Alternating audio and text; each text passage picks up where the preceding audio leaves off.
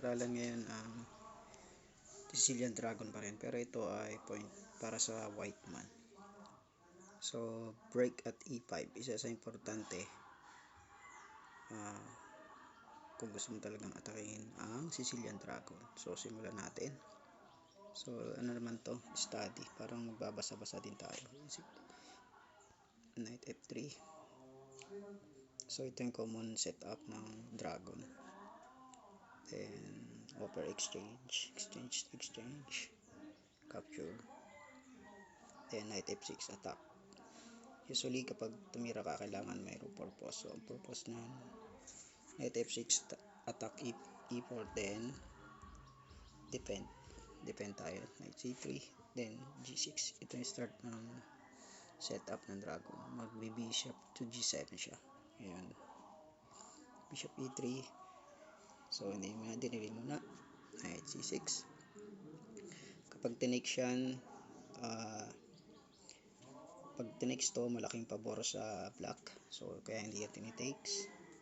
So once tinakes yan, ganyan, so mas malakas ang center ng mga pawn ng black, so kaya hindi pwede. So pag natin knight c6, then f3, then bishop g7, then queen d2. So may mga purpose din, kaya meron ganito double para i-exchange dito later, bishop.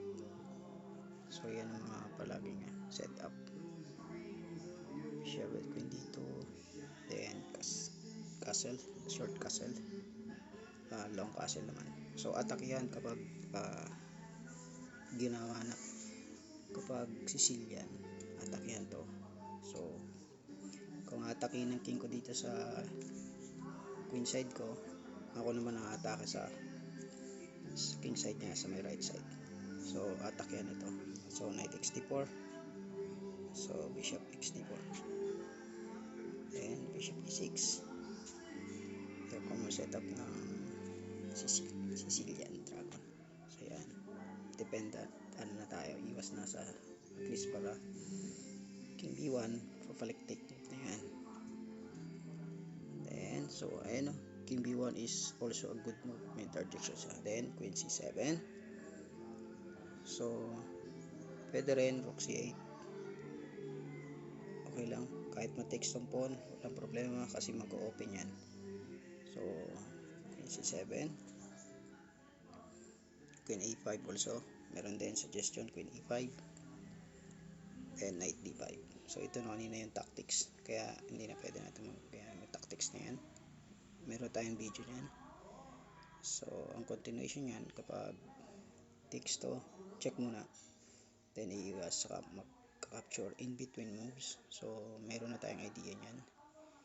So ang ginawa na lang ay dito, queen c7, then h4. So usually kapag atake na tayo dito sa king side niya, at least makapunta muna ng h5, g4, then h5, g4, then h5. Yan, para ma-pawn break yan. h4, rook fc8, then h5.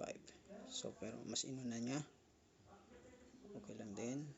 So nagkataon, at least kung kumain man, ma-open yan, h5. Kaya hindi yan tinitakes, inihintay lang yan na ano lang yan, pending. So malaking pagkakamali kapag tinikes mo siya, double question mark yan. Queen a5 is correct. So I mean, mas magandang move queen a5, so yan, mas maganda yung queen a5 kasi hindi na pwede yung tactics na ganito. Hindi na yung pwede yung ganito yung tactics kasi iti-takes, then iti-takes mo, then lalapit lang. So diba?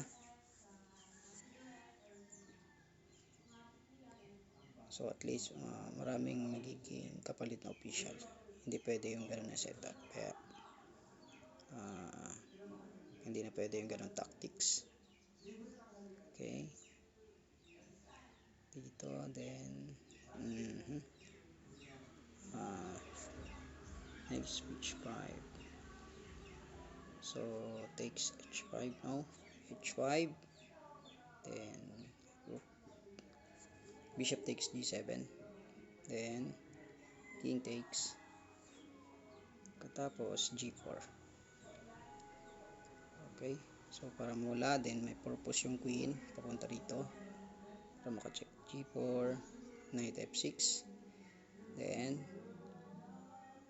queen h6, king g8, this state quite powerful if I break. So yun, then e5, e5, centralize f5, then bishop takes bishop. So ano to, e5, dx e5, dx e5, okay, e5, dx e5, g5, then knight h5, cover kasi nga makaka-check pag hindi kinover, so kaya hindi pwede. So kapag kasi hindi kinover, for example dito linagay, mayroon check dito, sunod-sunod yan, so lead to checkmate, kaya hindi siya pwede. So kaya ang tira ay cover.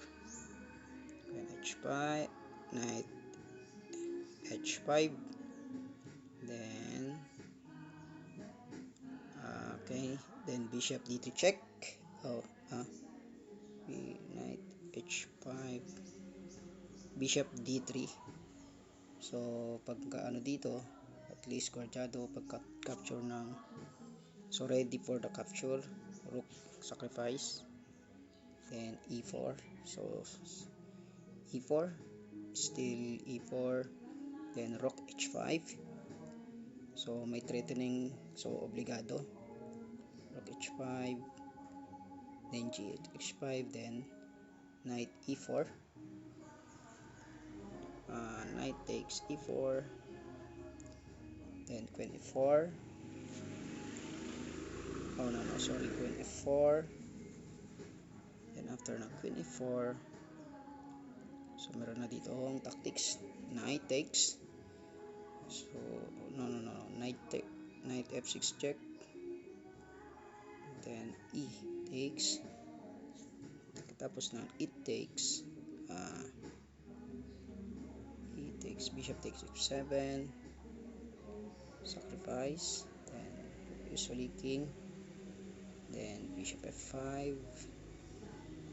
then bishop f5, king g8, queen takes h7, king f8, then queen h8, so lead to mate pawn. So diba, mate pawn, ayan, diba, mate pawn siya, mate pawn. So ayan, that's all guys. So ito yung isang way para atakihin ang Sicilian Dragon. Thank you.